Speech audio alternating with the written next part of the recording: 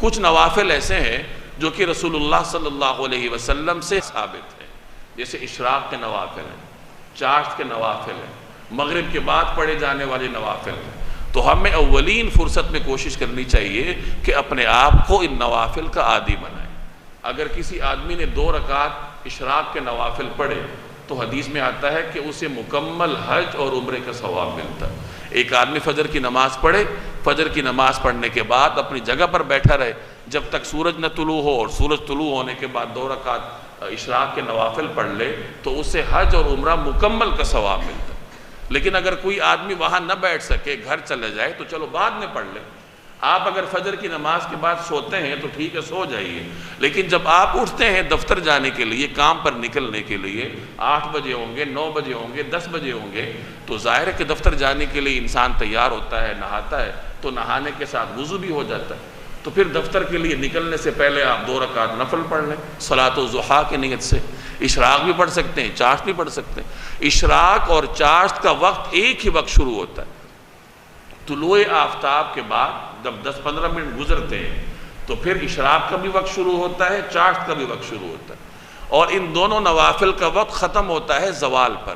یعنی جب زوال کا وقت ہوتا ہے 11:30 پونے 12 کیلنڈر میں بندہ دیکھ لیتا ہے، تو یہ پورا دورانیہ اشراق اور چاشت کا ہے۔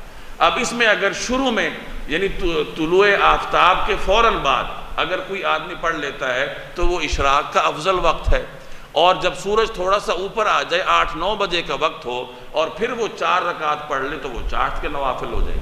لیکن اگر کوئی آدمی ان اوقات کی حفاظت نہ کر سکے تو کم از کم درجے میں یہ ہے کہ جس وقت آپ اٹھیں دفتر جانے کے لیے تو اس وقت آپ 2 رکعت صلاۃ الضحیٰ کی نیت سے پڑھ لیں۔ صلاۃ الضحیٰ کا اطلاق اشراق پر بھی ہوتا ہے، چاشت پر بھی ہوتا ہے، تو 2 رکعت پڑھ لیجیے۔ اگر ہو سکے تو 2 اشراق کے پڑھ لیں، 4 چاشت کے پڑھ لیں، یہ نہ ہو سکے تو کم از کم 2 ہی پڑھ لیجیے، تو ثواب تو ملے گا۔ حدیث میں آتا ہے کہ جب انسان صبح اٹھتا ہے تو اس کے جسم کے ہر جوڑ پر صدقہ ہوتا ہے، اور اگر کوئی آدمی ضحیٰ کے 2 نوافل پڑھ لے تو وہ اس کے ہر جوڑ کی طرف سے صدقے کے لیے کافی ہوتا ہے۔ تو ان نوافل کا اہتمام کرنا چاہیے۔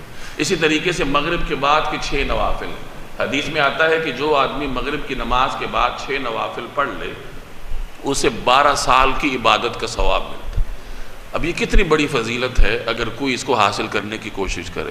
تو اول تو کوشش کرنی چاہیے کہ مغرب کی نماز کے بعد 2 سنتیں پڑھے، پھر 2 کر کے 6 نوافل پڑھے۔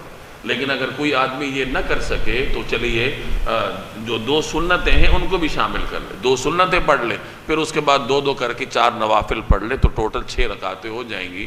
تو امید ہے کہ اللہ تعالیٰ اس پر بھی اس کو 12 سال کے نوافل کا ثواب دے گا۔